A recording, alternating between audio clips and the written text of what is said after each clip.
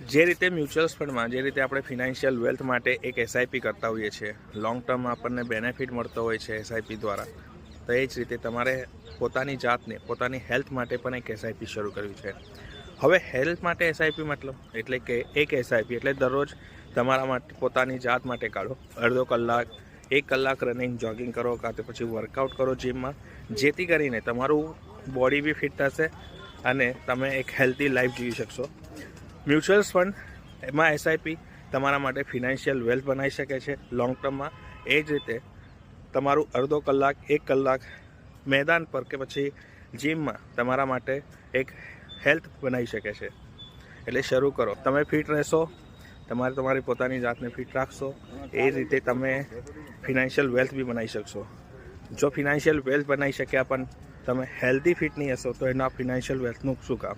એટલે દરેક પોતાની જાત માટે અડધો કલાક 1 કલાક જોગિંગ વર્કઆઉટ કરો, જેથી કરીને તમારું માઇન્ડ રિલેક્સ રહે, તમારી બોડી ફિટનેસથી સારી રહે.